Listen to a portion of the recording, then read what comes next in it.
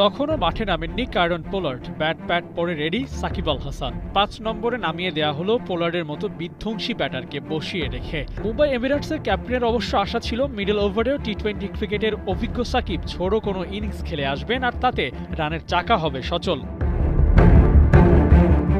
না, পোলার্ডের সে আশা পূরণ করতে পারেননি সাকিব আল হাসান। বলের সাথে পাল্লা দিয়ে রান তোলা হয়নি, তাই এক প্রকার বাধ্য হয়ে রিটায়ার্ড আউট বনে মাঠ ছাড়তে হয় তাকে। শুরুর দিকে গোটা দুয়েক ৪ মারলেও সেভাবে আর কন্টিনিউ করতে পারেননি সাকিব। অন্তত তার দল যেমনটা চাইছিলেন তেমনটা হয়নি, তাই ক্রিকেটের বিরল এই পরিস্থিতি বরণ করতে হলো টাইগার অলরাউন্ডারকে।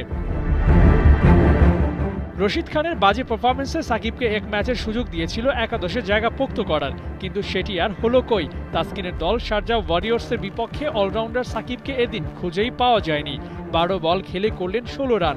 এমন মন্থর গতির ইনিংস দিয়ে মডার্ন ডে টি-20 ক্রিকেট চলে না।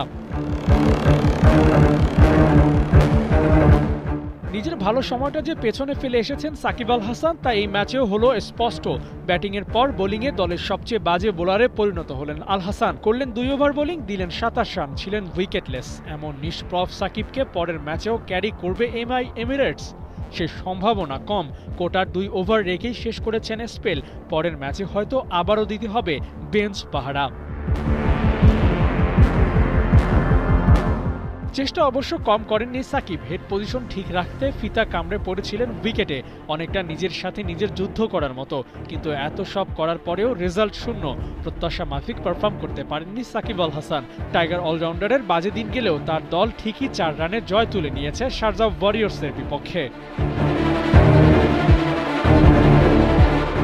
নামের পাশে ৭,৫০০ টি-20 রান, ৫০০-র বেশি উইকেট আর ১১টি লিগে খেলে বেড়ানোর অভিজ্ঞতা, কোনো কিছুই সাকিবকে এখন আর সঙ্গ দিচ্ছে না। শেষ বলেও যে একটা কথা আছে সেটি ভাবার সময় সাকিবের হয়তো এসেই পড়েছে। দীর্ঘদিন পর নেমেছিলেন ফ্র্যাঞ্চাইজি ক্রিকেটের সবচেয়ে আলোচিত লিগগুলোর একটাতে, আর সেখানেও সাকিবের পারফরমেন্সের বেহাল দশা। হয়তো সে কথাই সত্য, প্রেম ধীরে মুছে যায়, নক্ষত্রের একদিন মরে যেতে হয়।